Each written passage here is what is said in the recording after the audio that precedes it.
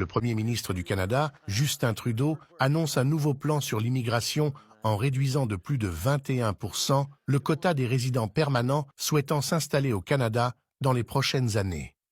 Aujourd'hui, on annonce qu'on réduira le nombre d'immigrants qu'on accueille au cours des 3 prochaines années, ce qui entraînera une pause dans la croissance de la population au cours des 2 prochaines années. Ainsi, le nombre de migrants acceptés au Canada passera de 500 000 résidents à seulement 350 000 durant les 3 prochaines années. Le gouvernement canadien exige également auprès des entreprises de choisir des travailleurs canadiens au lieu des travailleurs étrangers peu qualifiés. Far too many corporations have chosen to abuse our temporary measures, exploiting foreign workers while refusing to hire Canadians for a fair wage. Businesses should no longer rely on cheap foreign labor.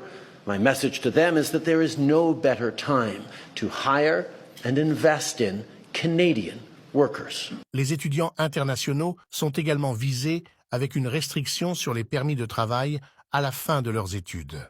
D'abord, plusieurs mesures restrictives sur le 50% de cette population qui est touchée, c'est-à-dire, je nomme les étudiants internationaux et les permis de travail postsecondaire qui suivent avec. Vous avez vu les 2 politiques qu'on a instaurées d'abord en début d'année, puis ensuite, il y a quelques semaines, vraiment pour réduire l'accès. Donc, il y a un défi d'accueillir moins de gens, surtout des étudiants internationaux.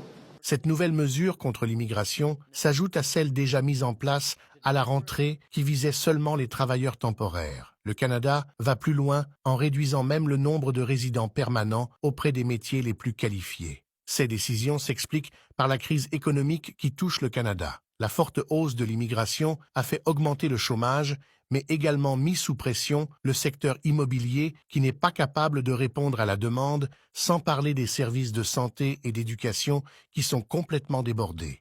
Time to make the necessary investments in healthcare, in housing, in social services to accommodate more people in the future. N'oubliez pas d'activer la cloche située à droite d'Info Minutes pour recevoir immédiatement nos vidéos. Merci pour votre fidélité et n'hésitez pas à suivre l'ensemble de nos chaînes.